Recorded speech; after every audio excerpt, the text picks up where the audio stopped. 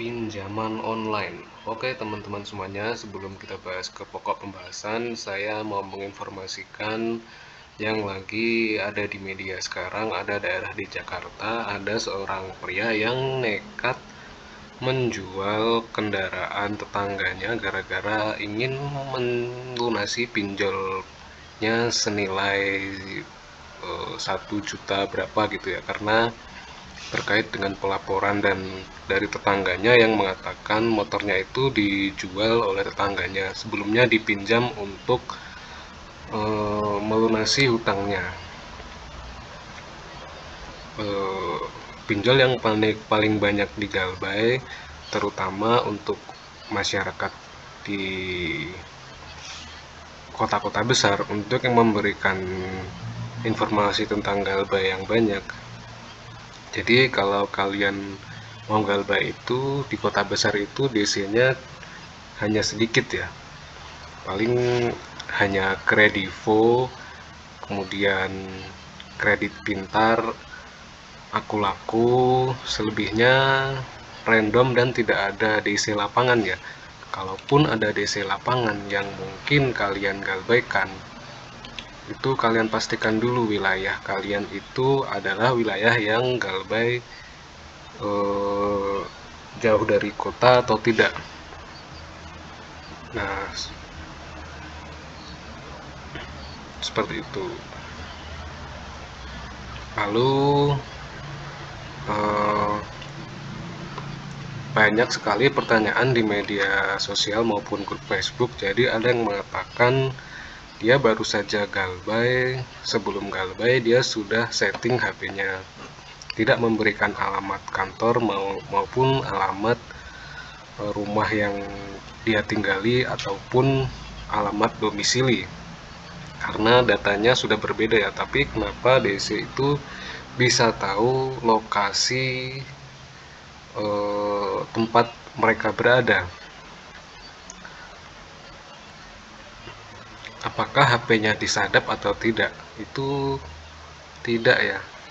Untuk teman-teman yang belum tahu, saya informasikan dulu, ada beberapa pinjol-pinjol yang terbukti bisa mengetahui lokasi kalian, bisa mengetahui alamat terbaru yang kalian tinggali, bisa mengetahui tempat kerja kalian. Yang asli itu, seandainya dia meneror kalian sampai ke tempat kerja kalian, kalian bisa tahu dan kalian bisa laporkan ke otoritas jasa keuangan, karena pinjol sekarang ini bisa kalian galbaikan. Di sini ada beberapa aplikasi pinjol yang bisa melacak titik lokasi kalian. Itu terbukti ya, bisa tahu terbaru kalian lokasinya di mana.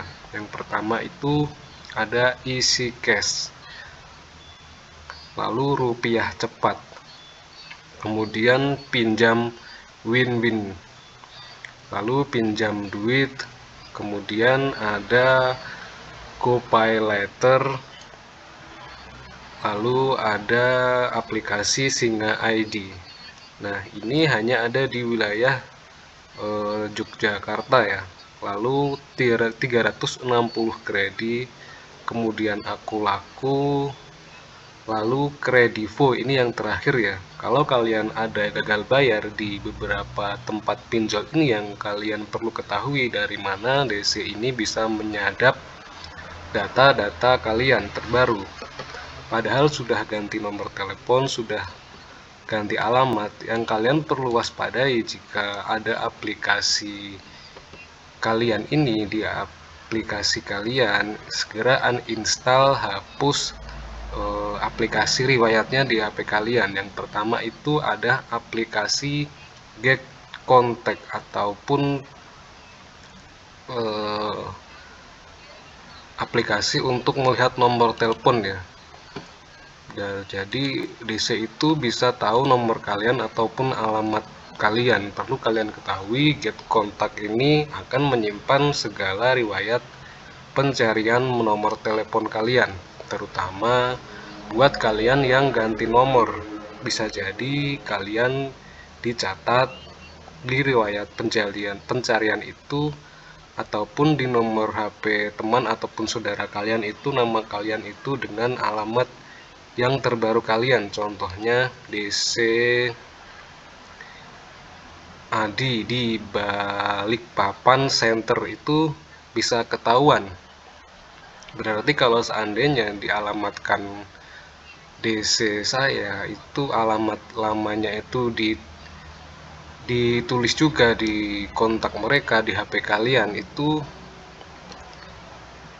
otomatis DC-nya akan tahu riwayat penyimpanan nomor kalian, jadi akan bisa ketahuan. Bisa jadi tercatat di get kontak kalian itu nomor dari teman kalian yang satu pekerjaan.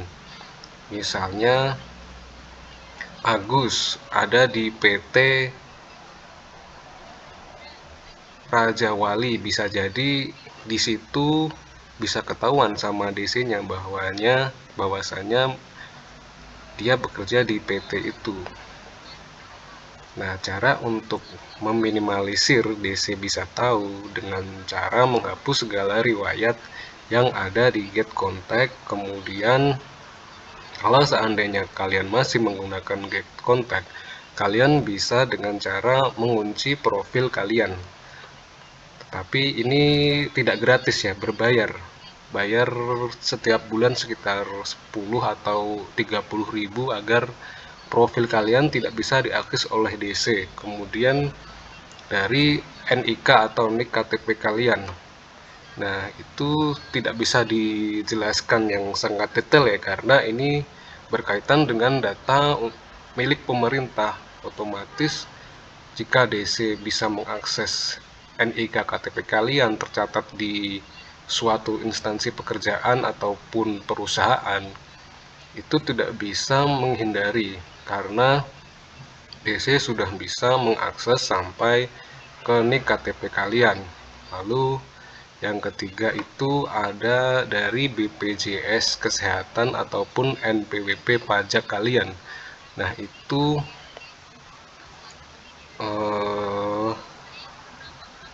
ada yang pernah mengakses BPJS sebuah perusahaan karena dia keluar dari perusahaan tanpa memberikan informasi apapun dan masih punya kendala di tempat pekerjaan mereka. Nah, akhirnya dicari tahu alamat terbaru dia itu dari BPJS-nya. Itu bisa diakses oleh siapapun orang luar. Jadi kalau dari BPJS ada NPWP, kita tidak bisa memungkiri ya, karena memang itu selalu terupdate. Apalagi kalau kalian pindah ke perusahaan lain yang memang HRD-nya langsung mencatat kalian di perusahaan tersebut yang sekarang kalian tempat bekerja, itu tidak bisa dihindari. Pasti DC bisa melacak di situ. Lanjut, itu ada aplikasi dari pembayaran seperti token listrik ataupun apa ya.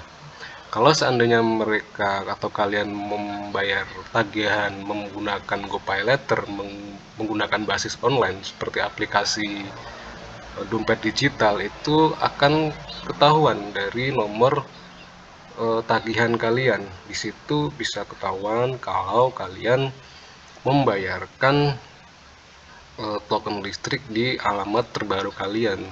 Itu banyak sekali ya faktor, lebih dari 1, 2, 3. Itu banyak sekali faktornya. Kalian bisa dilacak oleh DC lapangan itu sekarang bisa sekali ya. Lalu ada dari paket ekspedisi yang kalian pesan. Artinya kalian beli menggunakan sebuah toko online, kalian pernah belanja menggunakan pembayaran paylater menggunakan alamat terbaru kalian. Jadi solusinya kalian harus belanja menggunakan orang lain namanya. Contohnya seperti nama saudara kalian atau nama tetangga yang bisa diajak kompromi. Itu bisa jadi ya. Seperti itu video kali ini, semoga bermanfaat.